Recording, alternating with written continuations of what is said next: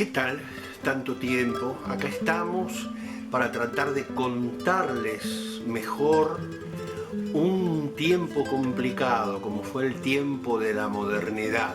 La modernidad que comienza en el siglo XVI y se extiende durante todo el siglo XVII.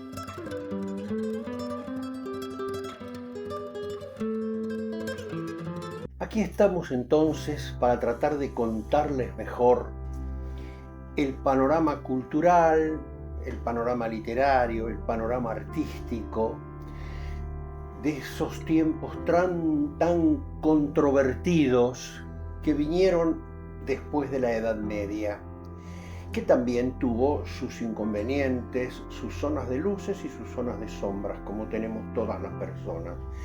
Algunos dicen que la Edad Media fue como un gran freezer que sirvió para conservar, mediante los copistas, las obras de la antigüedad clásica, que gracias a ellos llegaron hasta nosotros.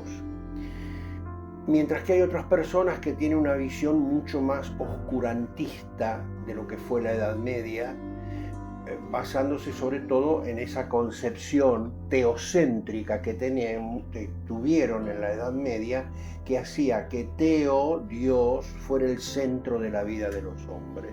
Como pasa con todos los movimientos culturales, esa cuestión del movimiento pendular de la historia, de un punto se pasa al otro.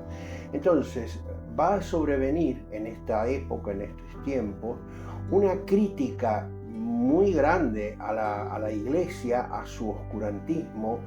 Protestan sobre eso, de ahí surge el protestantismo, de ahí surge Martín Lutero, esta crítica profunda a la Iglesia, y hace que también las fichas se acomoden de otra manera. Hay una concepción más homocéntrica, o si quieren antropocéntrica, donde el centro de la vida es el hombre.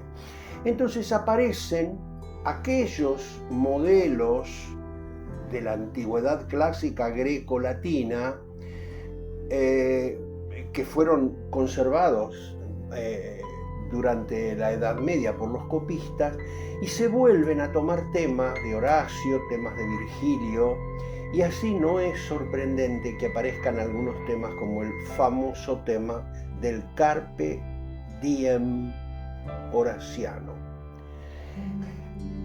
¿Por qué es horaciano? Porque hubo un poeta que se llamó Horacio, así como hubo otro poeta que se llamó Virgilio. Sabemos que Virgilio, eso lo vamos a comentar en otro momento, fue muy importante justamente, para todos nosotros, por supuesto, pero fundamentalmente para la literatura italiana, porque la obra maestra de la literatura italiana, que es la Divina Comedia, está notablemente influenciada por Virgilio, dado que el mismo Virgilio es uno de los personajes que acompaña a Dante en ese maravilloso, misterioso, fascinante recorrido que va haciendo a través del infierno, a través del purgatorio y del cielo, hasta tratar de reencontrar a su amada Beatrice Portinari. Pero volvamos a Horacio, que es también un poeta latino importantísimo. Carpe diem. Vamos a hacer un comentario reciente, o medianamente reciente. Una película que tuvo mucha difusión y que fue La Sociedad de los Poetas Muertos. Esa película, muy interesante, trata justamente de una escuela inglesa muy rígida, una escuela que tiene una gran antigüedad, un gran prestigio, y tienen que cambiar el profesor de literatura y llega un profesor de literatura nuevo. Como los viejos colegios ingleses, en la parte de abajo de la entrada, tiene los retratos de las distintas promociones de 1890, 1891, una gran cantidad de carteles donde están todas las promociones. Cuando este profesor nuevo arriba al aula, que por supuesto es una aula vieja también, antigua, les dice a los alumnos que saquen los libros de literatura, que los tienen en esos bancos que tenían una tapa que se abría, esos bancos de madera, sacan el libro, lo cierran, dice, bueno, pongan el libro, fíjense la hoja, 1, 2, 3, bueno, ahí arranquen por favor las hojas y tírenlas. Esa es una de las primeras escenas de la película. Y tiran, todos los chicos se miran uno al otro, bueno, tiran las hojas y le dice, por favor, pónganse de pie y vamos a la planta baja. Cuando llegan a la planta baja, les dice que se pongan a mirar los retratos, a ver si la van recordando. Y cuando se ponen a mirar todos los retratos, él va pasando detrás de cada alumno, los retratos, las fotografías justamente de las distintas promociones, y él les va susurrando al oído, carpe diem, carpe diem, carpe diem, carpe diem. Les cuento esto para traérselos a la, digamos, en cierto modo, a la actualidad. ¿Qué quiere decir carpe diem? Carpe es un imperativo. Yo me acuerdo cuando estudiábamos latín que nos daba mucha gracia. Carpe, carpete, mone, monete, regue, reguete. Era una cosa que me resultaba muy gracioso entender cómo era este imperativo, ¿no? Carpe es un imperativo. Haz tal cosa. Carpe es disfrutar. Pero entonces cuando dice carpe es disfruta, es como una orden, ¿no? Disfruta. Dies diei es el día. Saben ustedes que el 75, hoy si no lo saben, lo imaginan, y si no se lo habrán dicho y si no lo aprenden ahora, así que eso no es problema. El 75% de las palabras que conforman nuestro idioma castellano, o si quieren el español o si quieren el rioplatense, son de origen latino. Esas palabras se declinaban. Entonces, dies diei es el día. ¿Qué es la declinación? La declinación simplemente es lo siguiente. Cada palabra se escribe y tiene una terminación diferente según el lugar que ocupa en la oración. Motivo por el cual, para poder hablar latín, o mejor dicho, no hablar latín porque es una lengua muerta, pero para poder estudiar latín hay que saber gramática. Por eso es que los profesores de lengua y literatura tienen que estudiar latín, porque al estudiar latín aprendes gramática sí o sí. Y para que se lo contemos mejor y lo aprendan de una mejor manera, se los voy a explicar así. Hay una palabra que conserva la declinación latina. Miren que es fácil. Cuando ustedes dicen yo, me, a mí, conmigo, están diciendo lo mismo. Ustedes no dicen con yo. Dale esta cosa a yo. Ustedes dicen a mí. Para nosotros la primera persona es yo, pero sin embargo, me pertenece a yo, pertenece a mí. Bueno, ahí tienen la declinación. Yo, me, mí, a mí, conmigo. O tú, te, ti, a ti, contigo. Él, se, sí, así, consigo. Así son todas las palabras en latín. De modo tal, claro, yo es cuando es el sujeto, es decir, yo canto. Tal cosa a mí es, dame tal cosa a mí, ese es el objeto indirecto. Entonces vos decís a mí cuando es objeto indirecto. Por esta cosa me pertenece. Pertenece a mí. Es una forma abreviada de decir a mí, me pertenece. Entonces, de esta manera, o por ejemplo, decir, yo me peino, no es yo peino a yo. Cuando digo yo me peino, ahí me es objeto directo, porque como es un verbo transitivo, yo peino a Juan, Juan es peinado por mí. Yo me peino, yo soy peinado por mí mismo. Disculpen la rapidez, siempre sería mejor todo esto enmarcarlo y ponerlo en un pizarrón, pero bueno, tratamos de hacerlo de esta manera para que cuando uno dice la palabra declinación, a veces uno piensa, ¿qué estará diciendo este señor pelado? ¿Estará hablando de la conjugación.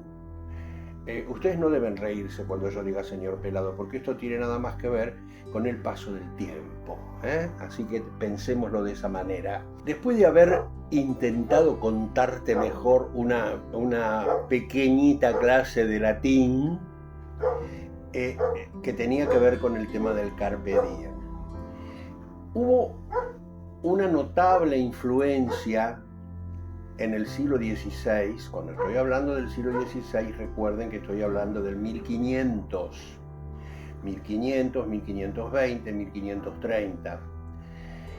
Ustedes piensen lo siguiente: 1536, primera fundación de Buenos Aires.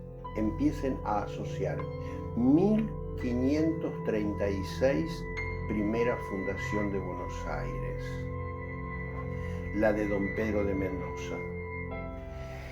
Esa época es la época del llamado renacimiento. La misma palabra te lo está diciendo.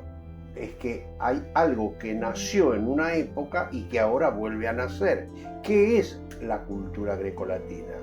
¿Cuál era el lenguaje de la época grecolatina? Pues el griego y el latín.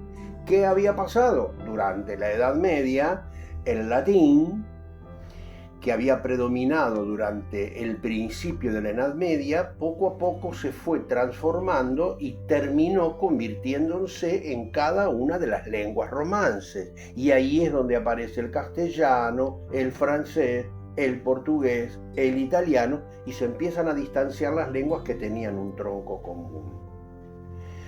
Luego hay razones políticas que influyen aún hasta hoy día, razones políticas y razones económicas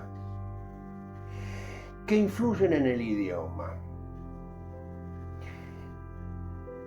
Cuando aparece la televisión, y con una gran fuerza, por lo menos en la Argentina, en los años 50, nosotros empezamos a utilizar una gran cantidad de términos que son ingleses norteamericanos. Ya habíamos tomado algunos ingleses, pero es sorprendente ver cómo los chicos, por ejemplo, y hay cosas que estaban dobladas en México y llegaban a la Argentina. Entonces aparece la palabra aparcamiento y la palabra parking.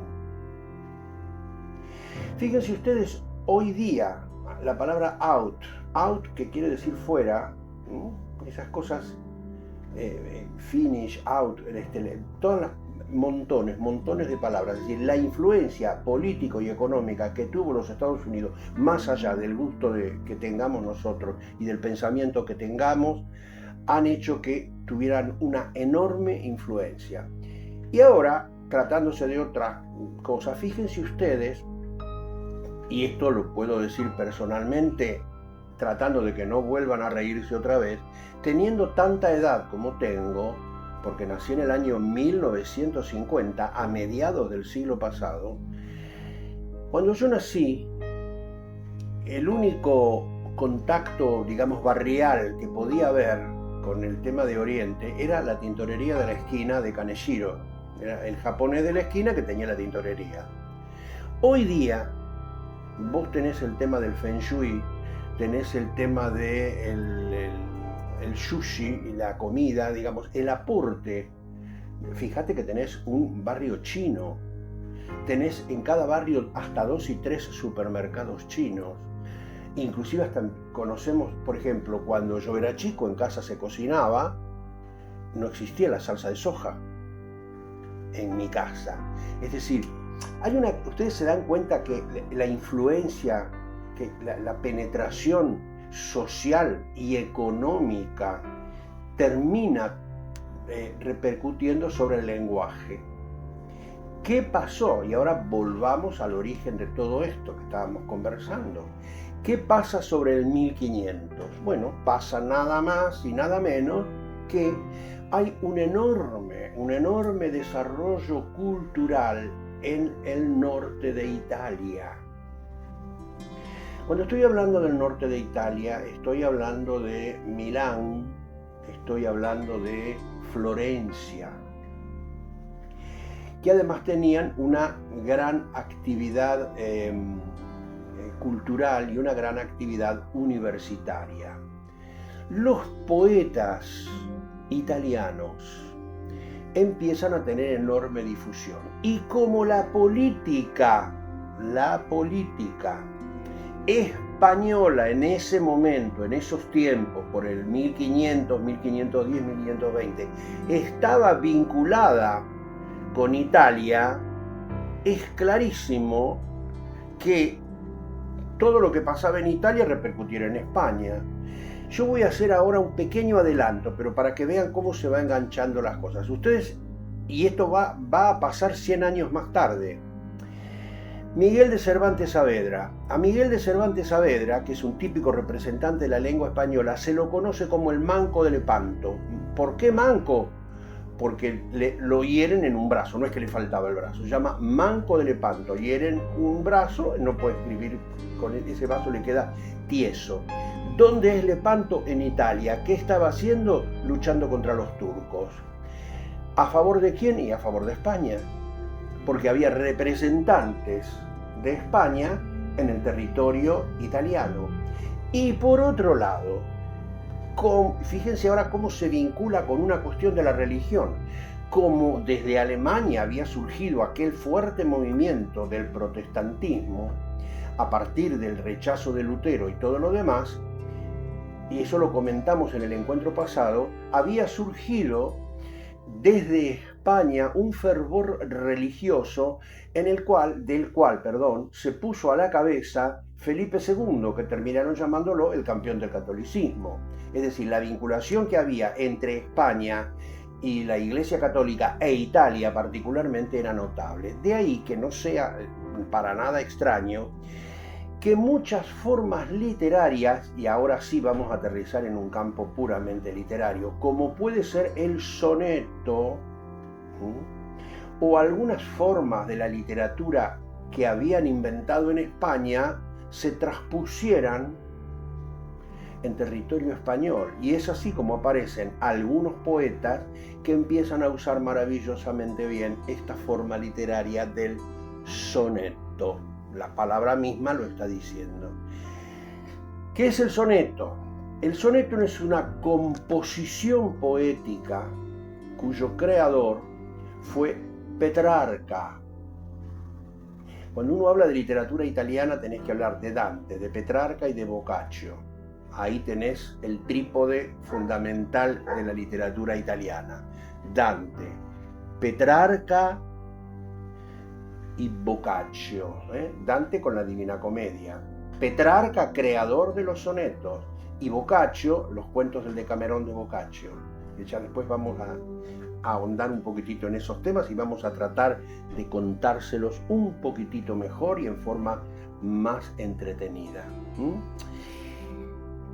Hay un poeta que fue muy amigo de aquel Carlitos del cual hablábamos, que era hijo de Juana la Loca. ¿Se acuerdan cuando hablamos de Juana la Loca y Felipe el Hermoso? Que tenía un hijo que se llamó Carlitos, que fue un gran emperador Carlitos, porque cuando se muere su abuelo español, que había quedado, era el esposo de la reina católica, de Isabel se muere, a Juana la internan, a su madre la internan por loca, o la hacen pasar por loca.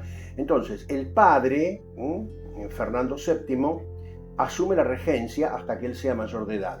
Por el otro lado está el abuelo de Austria, su papá, que era Felipe el Hermoso, había muerto, entonces queda el abuelo que asume la regencia hasta que se muere. Cuando se mueren los dos abuelos, él queda rey de España, de todo lo que después iba a ser el Imperio Austrohúngaro, Nápoles, Milán, las dos Sicilias, bueno, todo un complejo. Justamente en el 1500, en la misma época que Carlitos, nace un señor que se llama Garcilaso de la Vega. Garcilaso de la Vega, que fue un caballero de la corte. Y aquí empiezan a aparecer algunas particularidades que vamos a tratar de contarles mejor. Si querés colaborar económicamente con este programa, Escanea el QR que figura en pantalla o seguí las instrucciones de la descripción. Muchas gracias.